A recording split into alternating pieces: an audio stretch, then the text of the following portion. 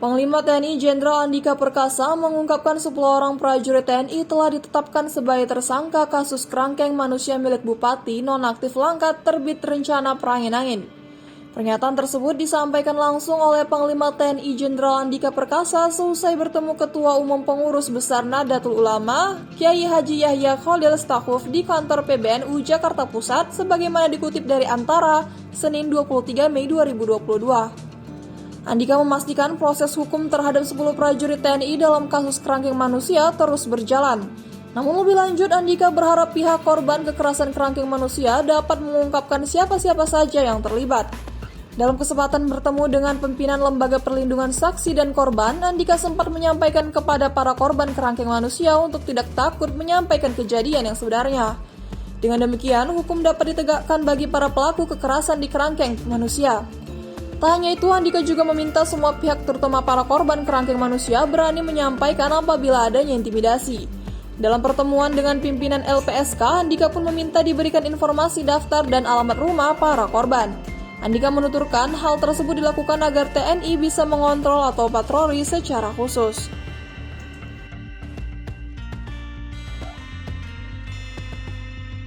Akan kita kembangkan antara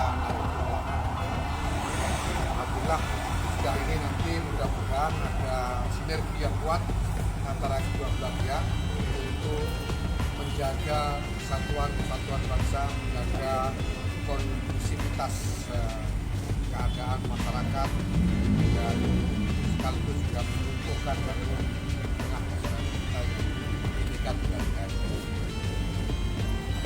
Rekan-rekan, pagi ini saya memang sengaja datang ke PBNU karena memang sejak saya menjabat ini waktu itu fokus saya orientasi internal karena memang banyak detail-detail yang harus saya ketahui.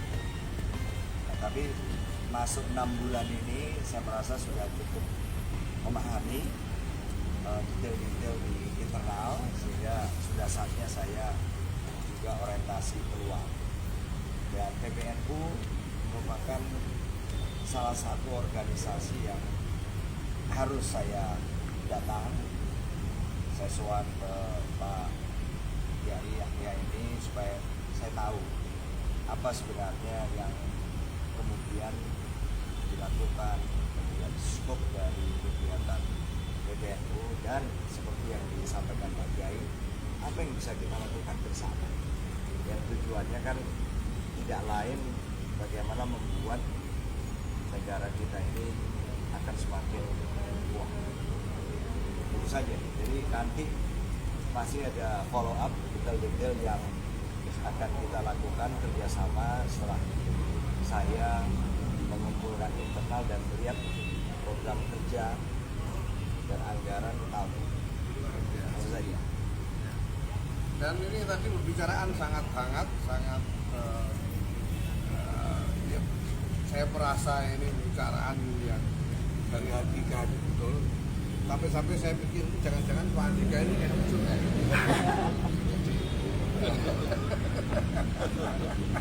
Jadi kayak orang berjodoh. Ya, jadi bersyukur sekali ya, mudah-mudahan kita semua nanti bisa menghasilkan sesuatu yang bermanfaat buat kita. Itu ya.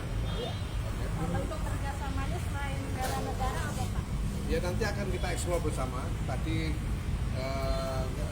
teman-teman staf Panglima dan teman-teman pengurus sudah berbagi kontak satu sama lain. Nanti akan kita lanjutkan bicara.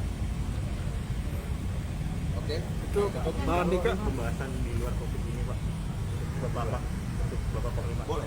Pak, beberapa waktu lalu Pak Kasau bertemu dengan pimpinan Angkatan Udara di Amerika.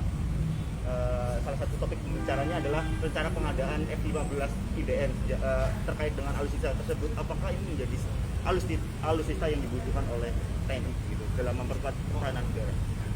Iya, kalau yang ini kita berbicara pengadaan periode 2020-2024 karena sistem pengadaan di Kementerian Pertahanan sebenarnya yang menjadi lead sektornya.